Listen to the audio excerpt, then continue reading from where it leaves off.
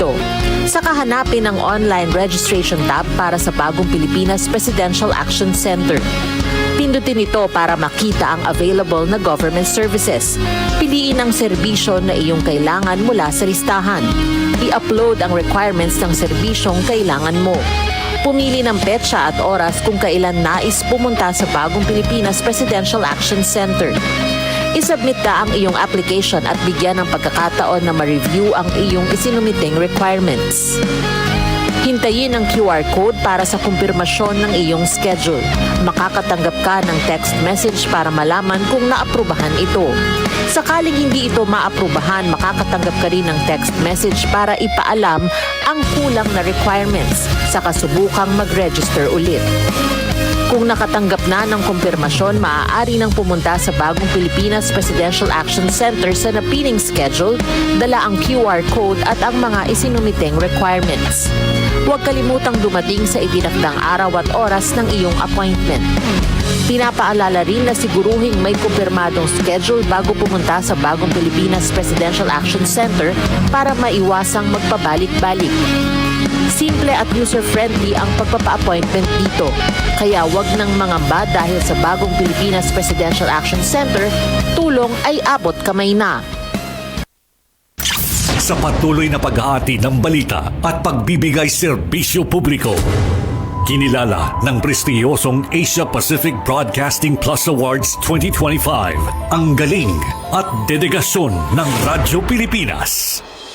Patunay ito ng tapat na paghatid ng serbisyo sa mga Pilipino, maparadyo, TV at maging sa makabagong paraan ng paghahatid ng balita sa mundo ng social media. Sa pangunguna ni Presidential Broadcast Service Director Dindo Amparo, kasama ang lahat ng kawani ng Radyo Pilipinas. Inaalay namin ang pagkilalang ito sa bawat Pilipinong aming pinaglilingkuran. Radyo Pilipinas, Radyo Publiko. Radyo Pilipinas, Radyo Publiko. Radyo Pilipinas, Radyo Publiko.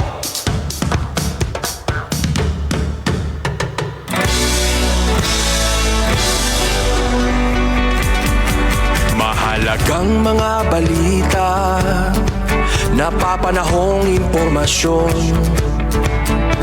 Kami ang inyong gabay pag may bagyo at sakuna. Serbisyo ng gobyerno kapag may nangangailangan. Mga proyekto ng Pangulo, damang-dama ang pagmamahal niya. Tulay ng mga hinaing, ang problema ng bayan ating lulutasin. Tulay sa himpapawid, tulay ng pagbabago. Radyo Pilipinas, ng bagong Pilipinas. Radyo Pilipinas, ng bagong Pilipino. Mga proyekto ng Pangulo, damang-dama ang pagmamahal niya. Radyo Pilipinas, Radyo Publiko, ang boses ng Pangulo.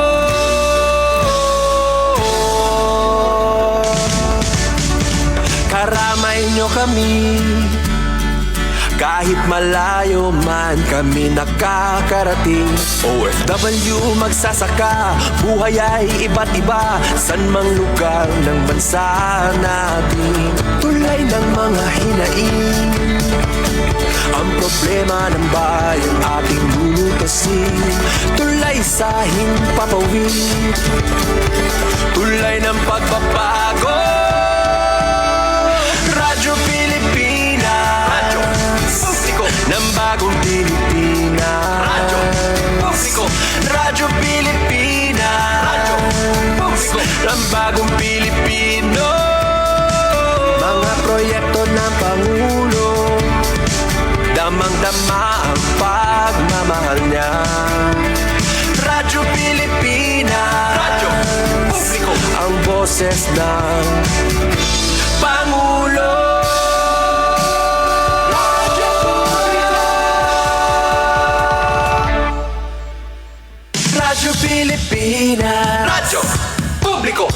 Radyo Pilipinas.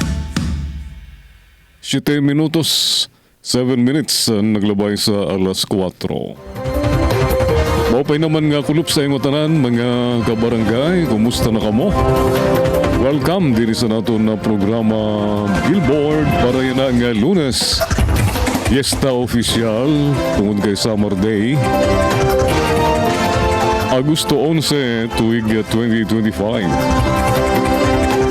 Upod ko sa control si Monet Perito ng si Engineer Joven Cardenas. Ako naman ni Usangay, yung surugon sa ganginan Jean Navilon, makakaupod ni YouTube to Bala 5. Sa mga ratsada sa natong mga balita,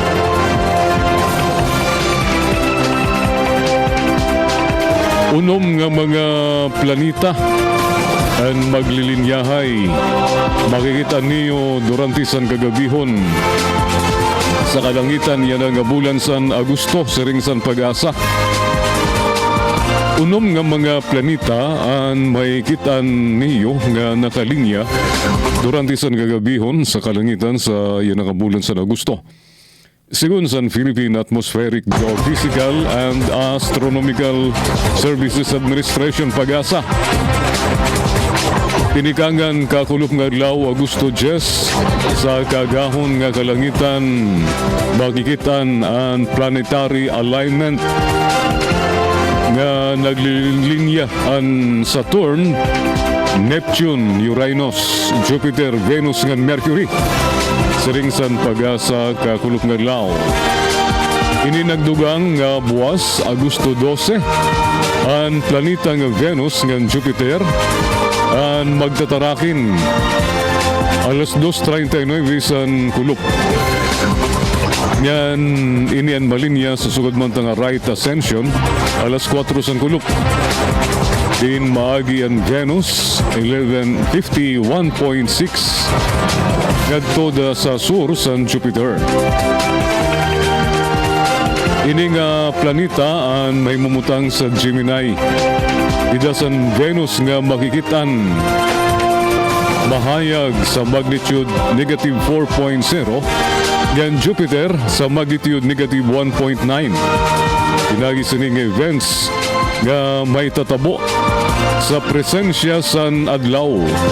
Ang pinakamaupay nga oras nga mahikitan ang ira pagkatarakin amoy ni ang alas 5 san gagahon. Sumalasan pag-asa. So bantay ninyo alas 5 san gagahon. Ang pag-asa nagsiring yan nga bulan sa Agosto, ang Saturn ang magpapakita dida sa sinirangan sa kagabihon. Adding its glow to the night sky, samtang ang Venus ng Jupiter ang mahikit ang liwat, may ginmahayag. Upod san Saturn, dida san antes san kagahon nga pangurason. Ang pag-asa nagpaklaro nga Mercury amo niyan magpoposisyon ubos-ubos dida sa eastern horizon. Pinagi mahigitan ni Yuni Clarado durante san kabutngaon tubtob katapusan san bulan san Agosto.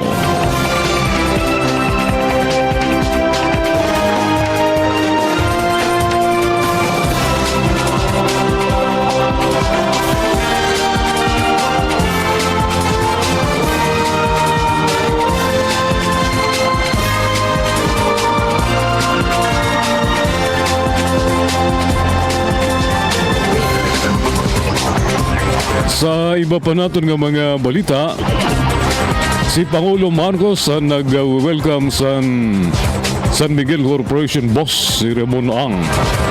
Iya offer nga sulbaron ang problema sa babaha. Ba, ini si Ramon Ang. Posible nga yan nga kumandidato kan ka-presidente. Ini ang nagpaanyag sa Ninoy Aquino International Airport. Yan na nagbubuluntad nga magsusulbar sa problema sa babaha sa Metro Manila. Si Pangulo Ferdinand R. Marcos Jr. Yan na nga law, nagpasalamat nga nag-welcome kan San Miguel Corporation Chairman nga Chief Executive Officer Ramon Ang nga iya offer nga buligan masulbar ang problema sa babaha sa Metro Manila. Damo nga salamat sa imo sumala sa Presidente sa usa nga press conference san ginpakyanhan sa reaksyon ngadto sa sininga offer ni Ang. Mao ini ang rason kung kay nano ang private sector na inglangan nga maging kaparin sa nato national government sumala pa sa Pangulo. Siyang nagbabati sa niya offer durante sa press conference sadto nga Agosto 8. Siya nagproponer sa declogging sa waterways nga siton nga structures sugad sa house mga balay nga igintindog dida sa daplin sa mga salog riverbanks nga igbalhin kadto sa relocation sites. Kaya ini ang nagpupunod sa pagdaloy sa tubig sa mga estero sa mga kanal. Ba, si Ramon Ang, ang presidente, ang tag-iya San Miguel Corporation. Batian ko nga pwede ko mandidato pag nagkakaruyag, nag-interes. Magkandidato ka presidente ba magpabarangga good siya. Ilalampaso ni si Sara Duterte.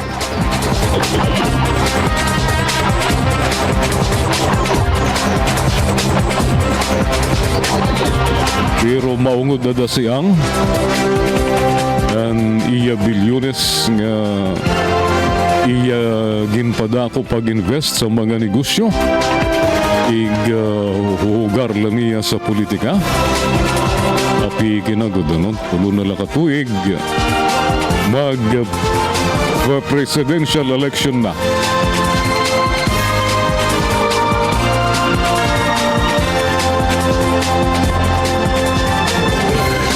Katorse minutos sa naglabay sa alas 4 din sa datong programa Billboard sa DYOG Radio Pilipinas Calbayog. Mabalik kahuman sa mga pahibaro sa kontrol. News and current affairs, top stories of the day, business, sports, music, and entertainment. Dadalhin sa inyo ng mas pinaganda, mas pinalawak, mas pinalakas. Radyo Pilipinas. Radyo Pilipinas Calbayog, DYOG 882 AM. Sa ASEAN, iisa ang laban pagdating sa kalusugan. Kaya't ang banta sa isa ay banta sa buong rehiyon. Ito ang diwa ng One Region, One Health. Alam niyo ba, noong kasagsagan ng pandemya, nagpadala ng tulong ang mga kapitbansa ng mga PPE, test kits at kaalaman. Dahil sa koordinadong aksyon ng rehiyon, mabilis at maayos itong naiparating sa mga nangangailangan. Nagkaroon ng online training, palitan ng datos at sabayang aksyon. Bawat bansa alam ang susunod na hakbang kahit magkakaiba ng hamon. Nagkaisa rin ang mga scientists at health workers mula sa iba't ibang bansa. Nagtulungan sila sa pagbabahagi ng research, pagbuo ng solusyon at pagtuturo para mas mapabilis ang tugon. At hindi lang kalusugan ng tao ang mahalaga. Minsan, ang sakit ay nagmumula sa hayop o kapaligiran. Lahat naramdaman natin yung impact ng COVID sa ating day-to-day living. And sabi nga nila is yung COVID may have come from bats na tumalon sa ibang species and then eventually sa humans. So nagkaroon tayo ng ganung klaseng awareness na ang biodiversity loss, pag nangalaga tayo ng kalikasan natin, it can actually support our efforts to prevent in the long term yung mga zoonotic diseases or mga pandemic. Kaya mahalaga ang kabuuang pagtingin sa kalusugan ng tao, hayop at kalikasan o ang tinatawag na One Health. Isa itong pagtutulungang paraan para sabay-sabay mapangalagaan ang lahat ng ito, lalo na laban sa mga bagong sakit, resistensya sa gamot at epekto ng climate change. Dahil sa ASEAN, mas mabilis ang tulong, mas handa tayo at mas ligtas ang bawat isa sa riyon. One Region, One Health. Alright, ining limango dito sa Cebu, dito sa Leyte, ano?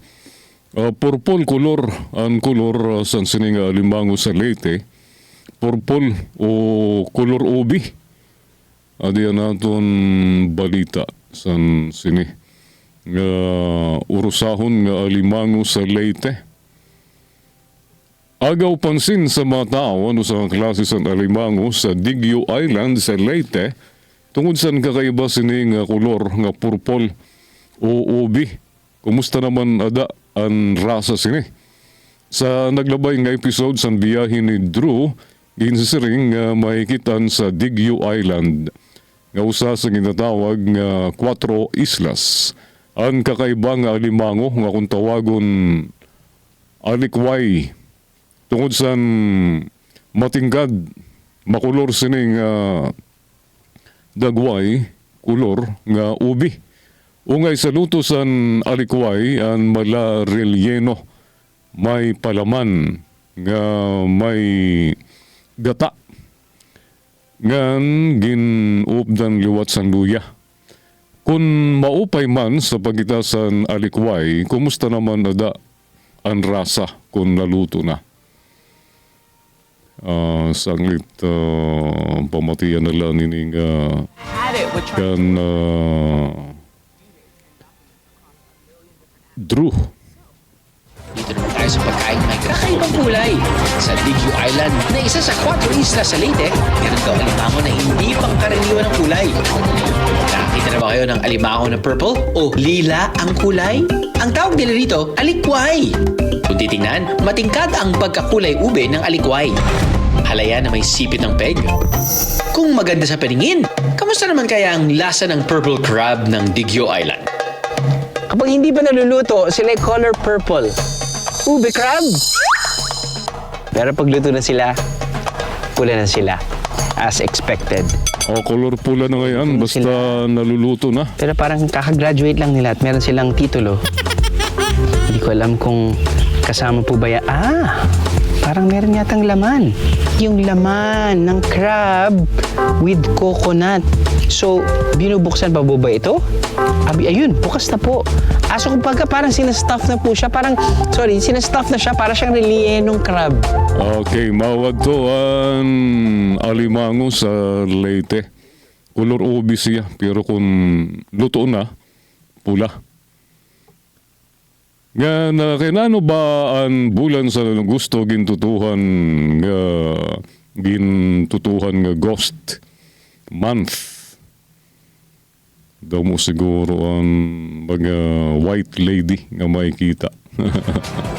Bulan sa Agosto. Kay nano ginsisiring nga Ghost Month. Iginkikilala sa mga Chino ang Agosto bilang Ghost Month. Tukod kay niyan bulan nga mag-open daw ang portahan sa mga nagkamatay para magkabalik sa kalibutan sa mga tao nga magparamdam sa nira presensya nga ang pipira na karanas liwat sa pagkalugi sa negosyo. Sa naglabay nga episode sa I Wonder, iginistorya ni Dario Tangob nga 2016 sa igmana na iridar niya tikang sa iya bata an usa nga mini grocery sa Bulacan. Sumala sa iya baga may mapinit nga hangin daw nga nagpupugong sa Irakita kada Hulyo nga nagusto sa pirakatuig niya nga pagpapadalagan sa nga tindahan. Bulan san tagkusog bulan nga masurong hud Enero, Pebrero, Marso, Abril, tubtub Mayo. Maupay pagod adton benta. Malaksi ang pagdakos ang benta namon. Mga 50,000 pesos ngadto sa 60,000 pesos ang namon benta. Pagtikang San Hunyo, Hulyo, Agosto, Septyembre, nagmiminus na. Buti nala ang namon benta. Ranging 30,000 ngadto 40,000 pesos. So, dito po namon makikita nga matamlay ang negosyo. Kay miminus kulang na namon benta siring ni Tangob. Labot sini mga 5 tubtob na pulo nga customer ang nasulod sa era sa usa ka oras sa normal nga adlaw. Kundi pagabot sa Ghost Month, gamod daw ang nagpaparamdam nga mga kalag.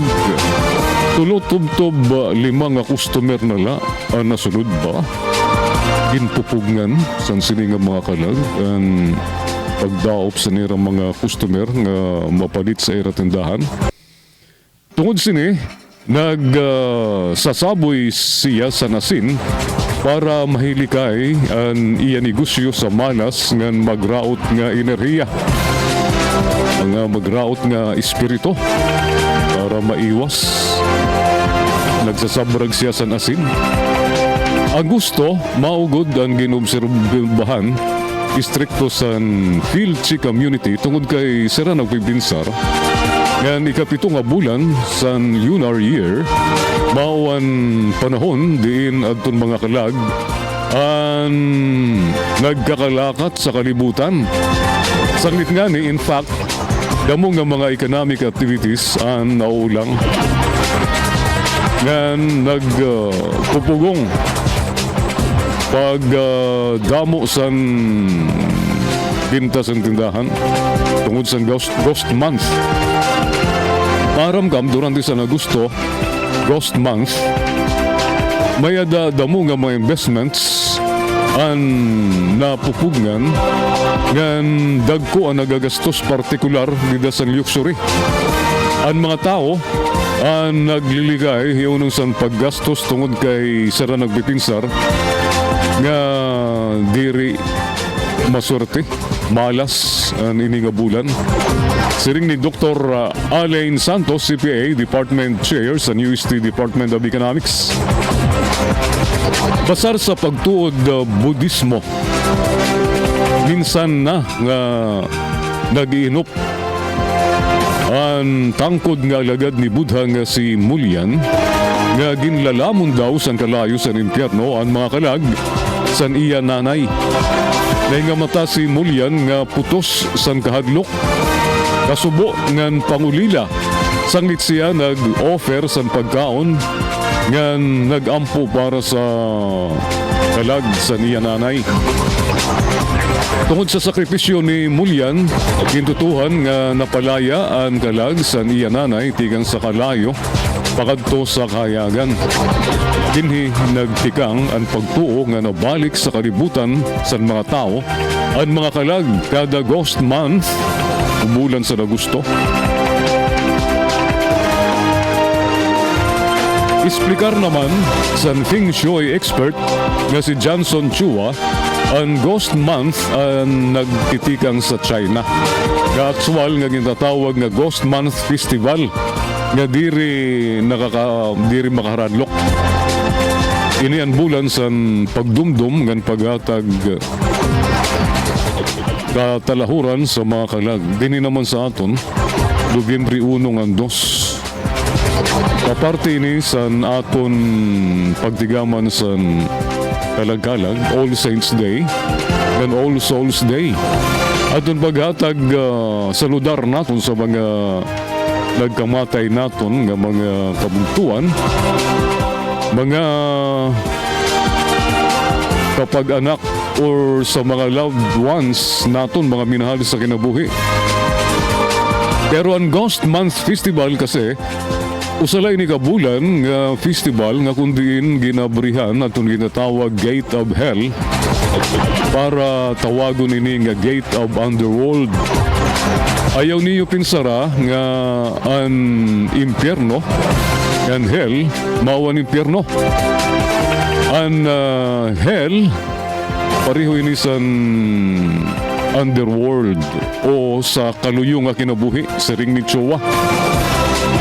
Ungay sa mga pamahiin kada Ghost Month ang pagbibilin sa espasyo sa una sa first row sa mga lingkuran sa mga pagtatanghal.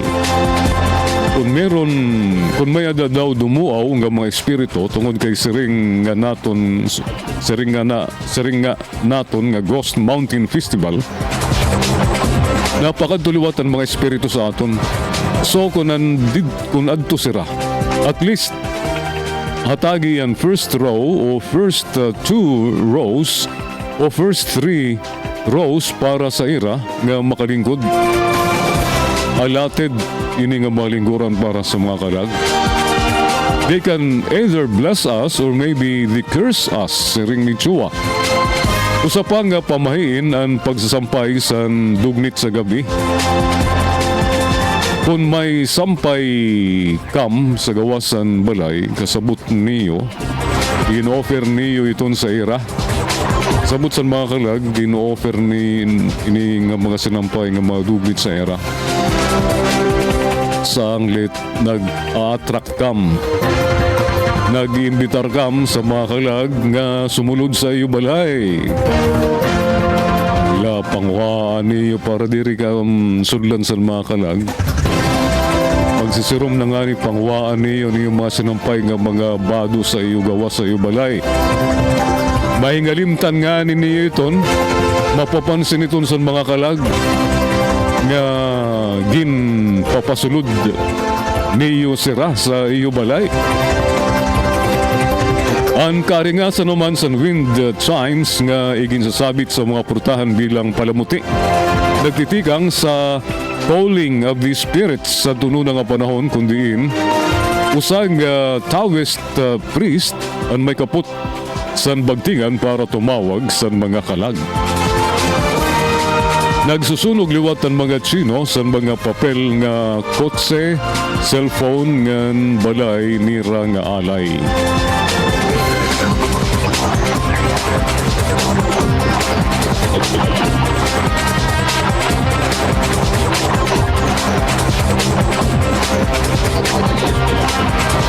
Chris Aquino papailarom sa 6 ka bulan nga isolation dito sa Tarlac tungod sa niya mga sakit. Kaluoy man ni Chris. Di rin na naupayan sa sining iya sakit. Kundi rin ni multimillionaire nawara na niya na sa kalibutan. Nagpapadayon nga buhi tungod kay may ada igarastos sa niya pagpapopay. Igin na bulgar ni Chris Aquino nga papailarom siya 6 ka bulan nga preventive isolation nga kaparte sa pag-ato niya sa multiple autoimmune diseases. Aminado liwat siya nga makuri karauton nga pwede diri na niya masilayan ang buwas sa kada pagkaturog niya sa gabi. Sa Instagram, yan ang adlaw Lunes siging share sa Queen of All Media. Nakinanglan niya maghimos ang brave choice tungod sa iya ang autoimmune diseases nga increasing in number daw. Tapod sa akon, makuri karauton nga kada gabi kung makaturog ka na. Di mo pagkita waray na buwas para sa iya. Siring pa ni Chris Aquino. Igin bayag liwat ni Chris nga 2 ka bulan siya umistar sa diri palamaya sa usa nga private beach properties and usa nga buutan nga generous family nga karuyag nga pagtunan niya ang iya pagupay. Sa siton nga panahon na desidiran ay badayon daw ang pagpaupay ang pagpabulong sa nusa pa nga yugto sa makusog nga immunosuppressant infusion nga nagiya sa nunom tubtub 8 oras. Kadungan sini ang 2 pa nga bulong nga gininom niya kada adlaw. Usa nga igin i-inject naman ang usa pa.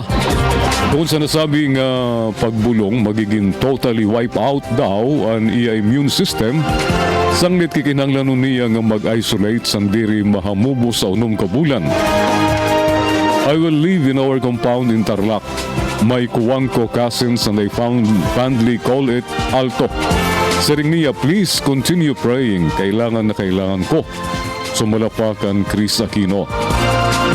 Sinin naglabay nga Abril, siring ni Chris, nga siyam na ang iya autoimmune diseases. Urhi nga nakitan sa publiko si Chris san nagtambong siya, nag-attend siya sa People's Asia People of the Year 2025 Awards Night para suportaran ang sanggay niya nga si Michael Leiva.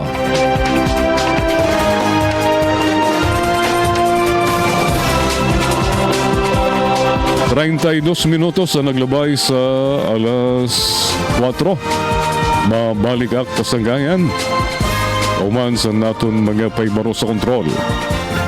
News and current affairs. Top stories of the day. Business, sports, music, and entertainment. Dadalhin sa inyo ng mas pinaganda, mas pinalawak, mas pinalakas. Radyo Pilipinas. Radyo Pilipinas Calbayo. DYOG 882 AM. Hindi na lang sa sariling bayan ay papamalas ang talento ng Pilipino. Dahil sa ASEAN, umaabot na sa iba't ibang panig ng riyon ang sining natin, kinikilala, pinapakinggan at hinahangaan. Alam mo ba, mas marami na ang Filipino artist na naipapakita ang kanilang obra sa buong Southeast Asia dahil sa ASEAN. I can't wait for ASEAN to create more programs that will encourage collaboration. I think what would be nice is meeting the past participants. ASEAN would be open to residencies not just for artists but also to writers, to art critics, to curators, to other cultural workers. Sa ASEAN Artist Residency Program, ilang Pilipino na ang napiling lumikha ng sining sa Jakarta, Indonesia at ang kanilang likha bahagi na ngayon ng permanent collection ng ASEAN Gallery. Mayroon ding Connect ASEAN, isang art exchange program na gumagamit ng online at on-site exhibits sa mga palabas sa Manila, Jakarta at Busan. Tampok ang mga likha ng Filipino artist sa harap ng libu-libong manonood. At nitong 2024, tampok rin ang galing ng mga Filipino graphic artist sa ASEAN Graphic Arts Exhibition sa Vietnam, kasama ang higit 150 likha mula sa buong ASEAN. Pero higit pa sa pagpapamalas ng husay sa sining ang layunin ng ASEAN. Sa pamamagitan nito, nabubuo ang palitan ng kultura at ideya sa pagitan ng mga artist mula sa iba't ibang bansa. Mula rito'y sumisibol ang koneksyon, pagkakaibigan at mga obrang mas makabago, mas makulay at mas makahulugan. Dahil sa ASEAN, ang sining ng Pilipino ay hindi na lang para sa lokal na eksena. Ngayon, may entabladong regional, mas malawak, mas makulay, at mas kinikilala. Para kay Pangulong Ferdinand Marcos Jr., mahalaga ang kaligtasan ng lahat laban sa The Big One o ang 7.2 magnitude na lindol na maaring yumanig sa Kalakhang, Maynila. Kaya inaprubahan niya ang 10.34 billion pesos na pondo para sa rehabilitasyon at pagpapatibay ng mga malalaking tulay kagaya ng Guadalupe at Lambingan Bridges.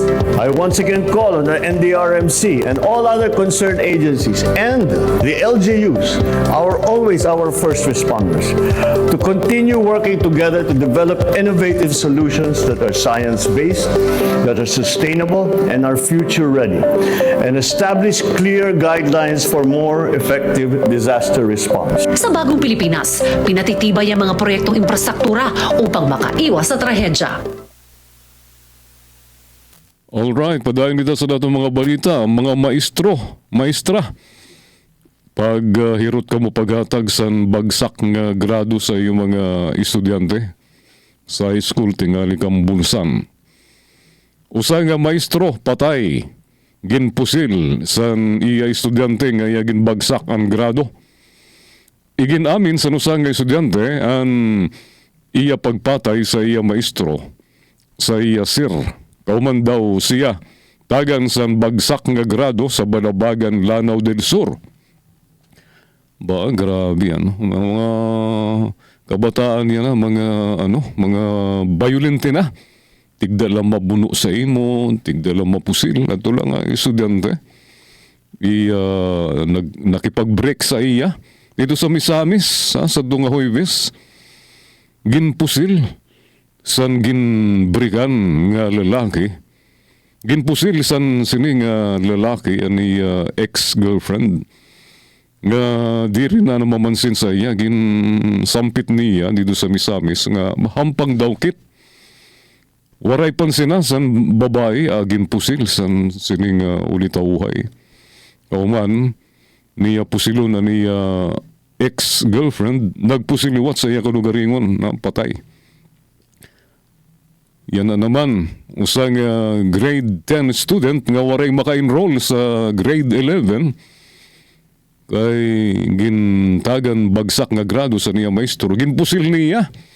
Gini nga maestro. Ba, grabe. Salit ka mo mga ma'am, mga sir. Sobra naman ka, miskin la. 75 nga grado na halot kang paghatag. Iyo pa ginhimo 74. Usa na lang ka punto. Mapapasar na. Wari na lang niyo 75. Ginamin sa nusang estudyante ang pagpatay sa iya maestro. Kauman daw siya tagan sa bagsak nga grado sa Balabagan, Lanao del Sur. Kaput na yan na sa Balabagan Municipal Police Station ang 20 anyos nga grade 11 student nga suspek sa panmusil sa iya maestro. Dead on the spot ang biktima nga si Danilo Barba, 34 anyos, magturod do sa Balabagan Trade School. Sa doong Agosto 4, banda alas 8 sa naga, ginpusil sa ulo ang biktima, samtang nagbabaktas sa barangay Narra, Balabagan, tisulod sa eskwelahan. Sigun sa kapulisan, iginamin sa estudyante ang nahimong nga krimen tungod sa iya kasinahon sa siningaya maestro. Nga gintagan siya sa failing grade, sanglit waray siya maka-enroll sa grade 12. Nagsurinder ang suspek sa bulig liwat sa niya bugto nga pulis kauman ini magtinago. Naibaro ang liwat nga diri lang sa usang subject na bumagsak ang ini nga suspect. 38 minutos sa naglabay sa alas 4. Nga di kita kasangkayan sa kolom ni Benzi Alejandro, The Meds Files, Pilipinas Gateway sa India sa Asia. Sa People sa Abante Tonight, August 10, 2025 issue. Kababalik la ni Pangulo Marcos tigan sa iya official trip sa India.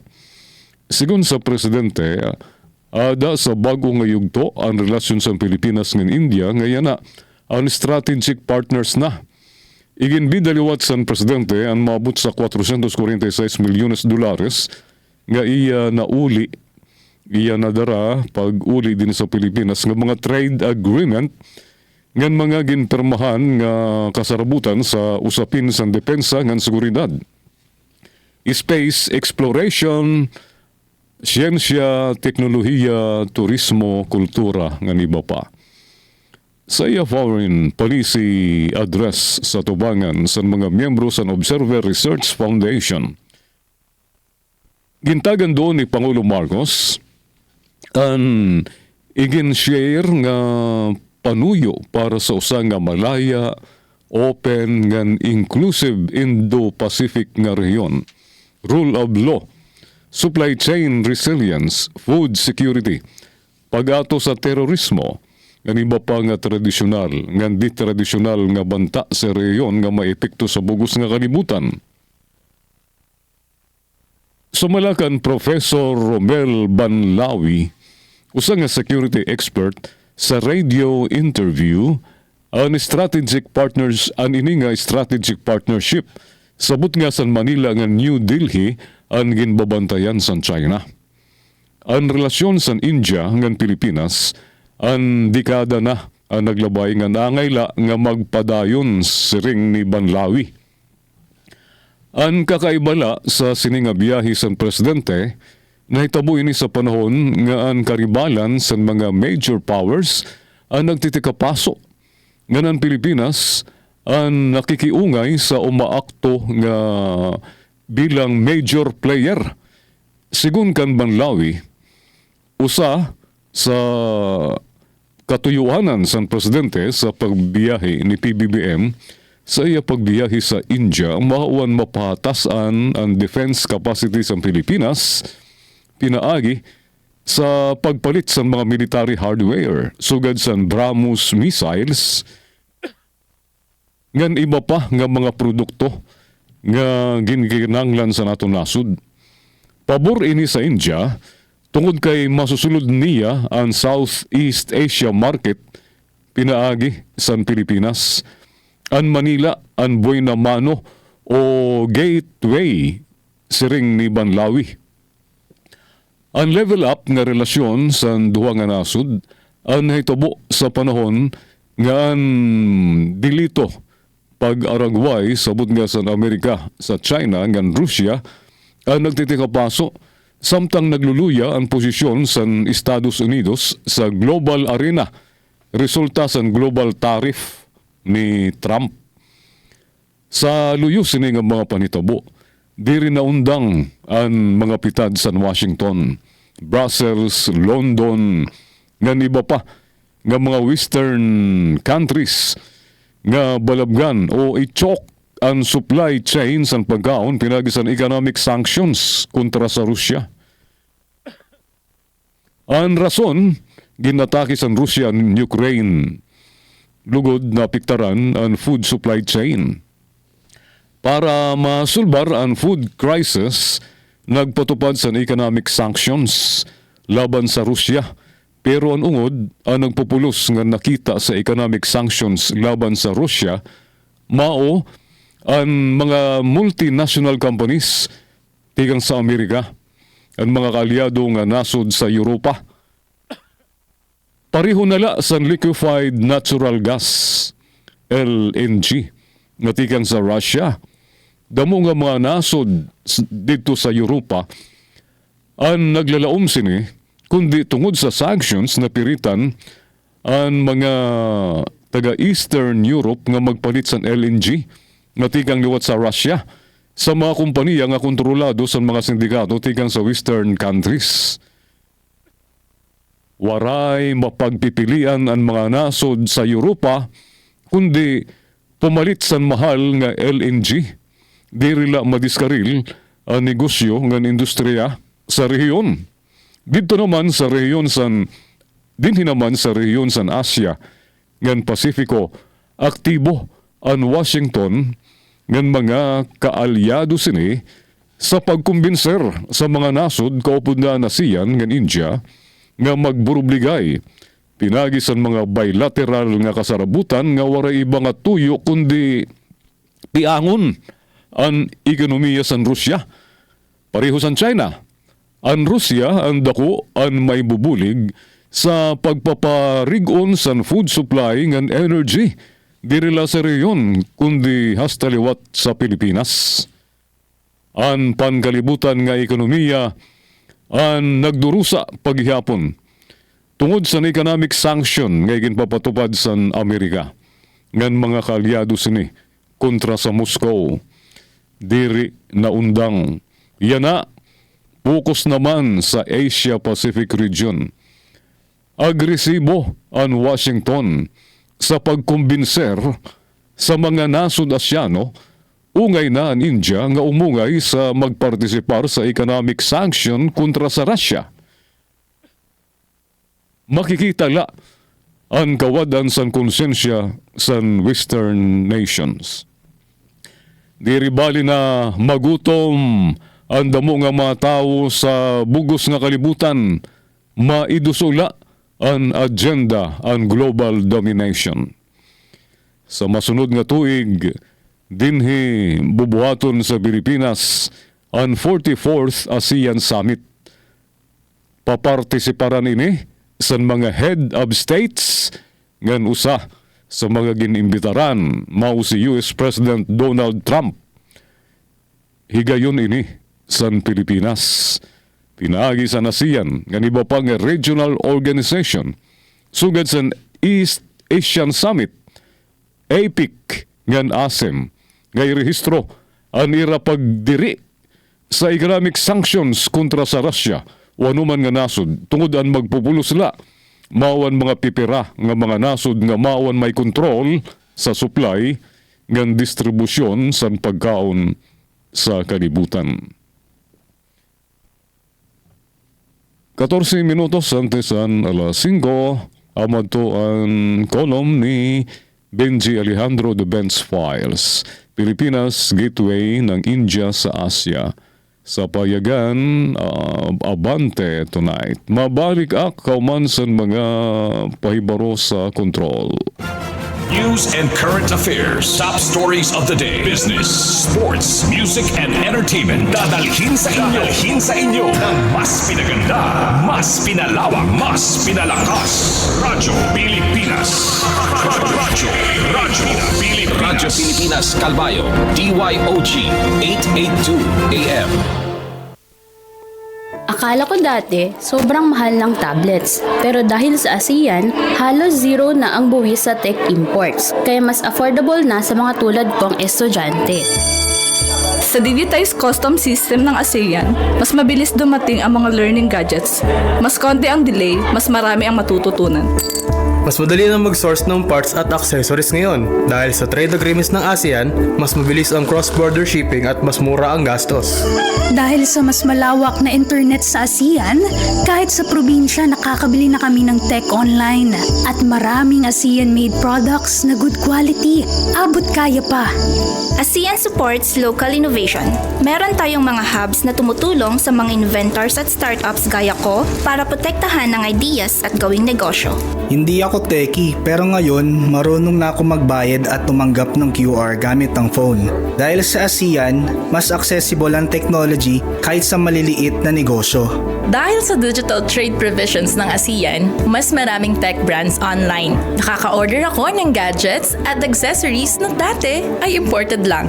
Ngayon, mas mura at legal. Dahil sa ASEAN, mas abot kaya ang tech, mas mabilis ang access, at mas maraming oportunidad para sa lahat. Innovation across borders para sa bawat Pilipino. Bantaye ang Vermonts, kikinaan Vermonts. Pero nala nakaturog September na. Masulod na ang Vermonts. Sa kolom ni Marlo Dalisay, ayos ba?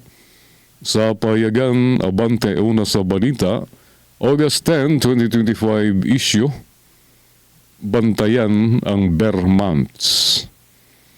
Pero kadlaw nala ang iapon ngan masulod na kit sa ginatawag nga Vermonts. Patron na liwat din sa Calbayog. Sa Pilipinas, baga ba may kalugaringon nga kalendaryo ang mga tao? Di rila Enero tubtob Disyembre, kundi Agosto tubtob Agosto. Ngan kauman, tigda masulod ang Septembre nga may dara nga kakaiba nga sigla. Bilang nasod nga Kristiyano nga ginpapangunahan sa mga Katoliko, ang Septembre ang senyales na san preparasyon para sa pagdumdum sa pagsirang sa naton Ginoo Hesukristo. Hinay-hinay na mababatian ang mga karantahon nga pamasko. Madungaw na liwat si Jose Maritsan para sa iyo paborito nga Christmas song. Tigang sa radyo, tubdob sa mga mall, nga nagiging makulor na gyapon ang tira nga mga establishmento. Labi na sa gabi, tungod sa mga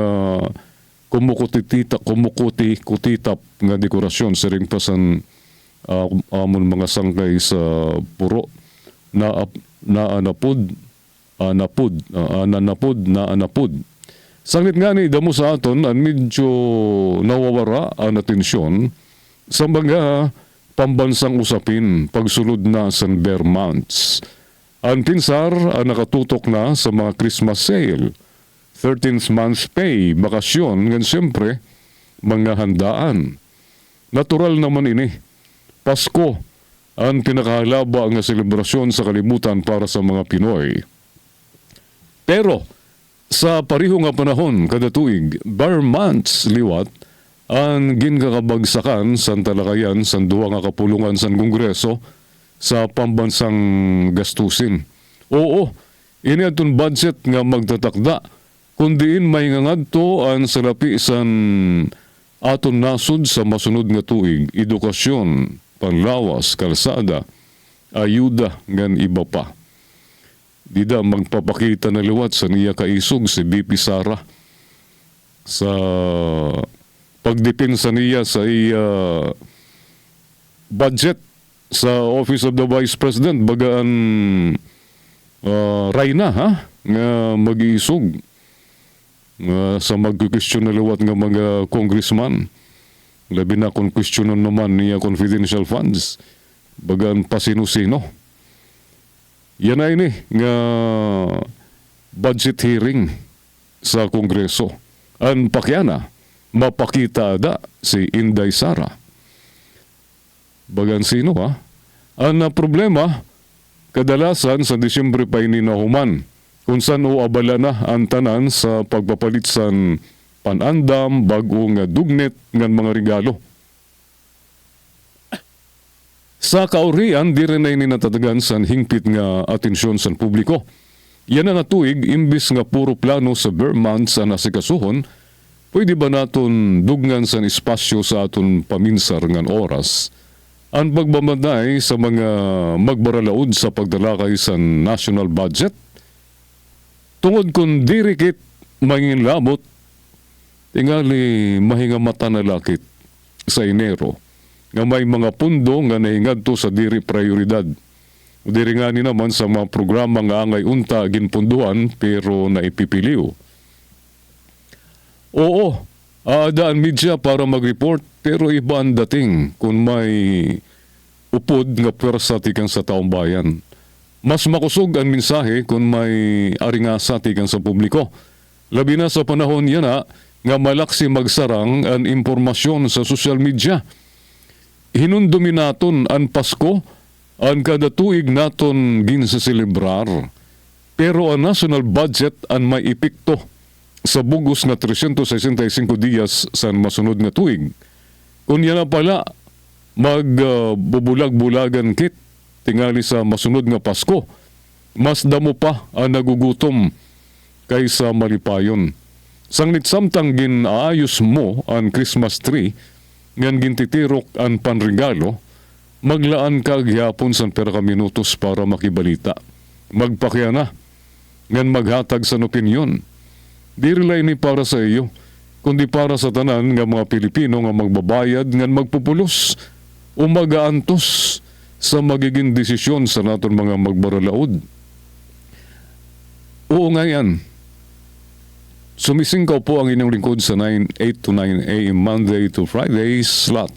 Amod to kasangkayan ang kolom ni Marlo Dalisay ayos ba? Ang makurila din sa Pilipinas. Sanglit aton mga kawatan sa gobyerno, dirigin papansin sa mga tao, nabutos pagod kung panahon sa eleksyon, ginbubutusan pagod aton mga kawatan sa gobyerno. Sanglit man aton mga nangungurakot sa pundo ng bayan, aton lantaran na nga nagbubursa san pundo san katauhan, baliwara iton, dirigin papansin, wala nga ni nagpapakita san pag-ugup nga mga Pilipino san sining pagbasura, pagsiring pa, pag-archive sa Senado, sa impeachment, pati sa ginhimo sa Korte Suprema, waray nagtitingog, mga passive, baliwaray la sa mga Pilipino. Sanglit man, lakas ng loob sa itong mga nangungurakot sa gobyerno. Nabutos lagi hapon mga kasangkayan na kita ayan na nga 2028 mabutos sila sa mga kandidato, labi na itong nadadarasan sa lapi ng mga butante, mabutos luwat ini sa mga kawatan sa atong gobyernong sangit, waray paglaom, waray pag-asa din sa Pilipinas tungod kay ang mga tao mismo ang naghatag sa kadiligaduhan nga mahiruydoy ang aton nasod. Kung sa itong panahon sa mga Kastila, nakikiato ang aton mga bayani, miskin tabakla, miskin sundangla ang ira-armas, ginalay nira ang dugo para magkamayada sa kalibrihan ang Pilipinas. Yan na ang mga Pilipino pa naghimusan pagi para mahiruydoy ang Pilipinas kay nanbubutos sa itong mga kawatan sa gobyerno. Amoy na ininaan kadelikado dinhi sa Pilipinas, kay waray importante, diri importante diri din higin kukundinar ang pangungurakot sa gobyerno. Kay panahon sa eleksyon, mga tao mismo, basta nakarawat sa kwarta, nabutos pagod sa itong mga nangungurakot, miskin lantaran na, ang ginihimo nga panbursa san kaban ng bayan. Butos lagi hapon. Kakuris ang Pilipinas pa yan na, waray kabubuason. Miskin pa daw damuan nag-back out nga mga estudyante sa mga state colleges sa gobyerno tungkol kay waray panbalon, waray panbayad sa boarding house, naundang pag-eskwela, di man papansin sa mga tao nga danang urakot lang mga dumagko nga opisyal sa natong nasod o kila sa era. Miskin pa daw gin kakawat siring pangani ni PBBM, mahiya naman kayo kay gin kakawat sini nga mga kawatan sa aton gobyerno ang kabubuason sa sini nga aton nga mga kabataan na naundang nala pag-eskwela. Inaingad tula sa pagbursa sa naton mga dagko nga politiko at ton unta magpagpaaram sini nga mga nag-back out nga mga nagtitikada mula ang mga nagbaback out nga mga estudyante. Naipiritan nila pag-asawa tungod kay waray maupay nga trabaho, di rin nawawara ang kapobrihan tungod sining sitwasyon. 2 minutos na lang kasanggayan ng disita mag alas 5 ngan na ano ba yan na wari na kita lugod oras nano yan na an edukasyon an editorial yan na sa payagan Filipino Star ngayon di kalidad nga edukasyon angay iduso Filipino Star ngayon, August 11, 2025 issue. Sa State of the Nation Address o SONA ni PBBM sa Hulyo 28, usa sa mga nabanggit niya ang may kalabtanan sa edukasyon sa mga Pilipino. Iginsaad niya nga sa kada pamilya angay may nakagraduar sa college tikang sa Technical Vocational School. Sigun sa presidente, ang pagamayada sa graduado sa imo pamilya, ang garantiya nga magkakamayada sa maupay nga kabubuason ang mga manggagawang Pilipino. Tama naman nanyakan sa presidente. Ang pagamayada sa mga dikalidad nga edukasyon, ang magdadara sa kada Pilipino sa magandang bukas, maupay nga kabubuason. Sa podcast sa presidente, ginyakan liwat niya nga pinagi sa edukasyon, masusukol ang tagumpay sa ni administrasyon. Kung diri daw magamada sa dikalidad ng edukasyon, ang training sa mga Pinoy, waray mahingadtuan ang aton nasud. Ang pagkamada sa dikalidad ng edukasyon, ang naangay nga hatagan sa atensyon sa gobyerno. Saya na, diri makaabante ang mga estudyante nga Pinoy sa iba pang langyawanon nga may estudyante. Kulilat ang mga Pinoy students sa larangan sa siyensya, math, and reading comprehension. Nakita ini sa ginhimo nga 2022 Program for International Student Assessment. Sa ginhimo nga pag-estudyar sa Philippine Statistics Authority, gintatantiya 18.96 milyones nga mga senior nga junior high school students nga naggraduar sa 2024 ang diri maaram bumasa nga makaintindi sa simple nga istorya. Ginbulgar ini sa PSA sa hearing nga iginhimo sa Senado sa naglabay nga Mayo. Sigun kan Senador Sherwin Gatchalian, head sa Senate Committee on Basic Education, nakakaalarma ang sugad nga sitwasyon. Sumala sa iya ang kapobrihan ngan kakapusan sa karunungan ang magkasumpay ngan kung may Pilipino nga diri maaram magsurat, magbasa, ngan mag-compute, magpapabilin ang kapobrihan sa nasud. Tama la nga tagan sa gobyerno san pagpapaupay ngan pagpapaytaas sa kalidad sa edukasyon. Dida na angay buhusan pondo ngan diri sa mga waray kapulsanan nga bagay nga gintitikangan san korupsyon. Ang matun editorial san Filipino Star ngayon, adiyan naton news update. Mula sa pinakamalawak na newsroom sa buong Pilipinas, ito ang Radyo Pilipinas News Update. Modus sa overpriced flood control infrastructure project sumungaw. Nadiskubrihan ni Senador Panfilo Pinglacson ang modus operandi nga ginadabihan sa lawmaker contractors nga pwede magdugang sa overpricing and substandard nga bagimo sa flood control nga iba pa nga infrastructure projects. Siring ni Lacson nilarom san passing through scheme persado nga magbayad ang kontraktor sang 5.6% sa project cost kung himuon sa proyekto sa distrito kundi ang kontraktor ang mga magbaralaod o kaparyente niya. Pananglitan ang hadi sa distrito mawan congressman na ngan at the same time kontraktor o paryente nga kontraktor. Kung may kontraktor nga masunod dito, magbabayad sa 5% passing through. Bagay ni toll, bawas na dayon iton sa cost sa proyekto. Alam na alam sa Department of Public Works and Highways ini. Sumala sa interview sa DCBB sa tunga Domingo, kakulop. May passing through fee nga 5%, minsan na higin 6% pa daw. Kung i-compute naton tanan basar sa mga info nga gathered namon from contractors kay ginbabalidate namon from other contractors nga nagdi-deal sa DPWH ang computation pag gindidak mo tanan nga fees ngan komisyon ngan kung nano-nano pa ka makaluluoy gud ang proyekto dugang pa ni Lacson.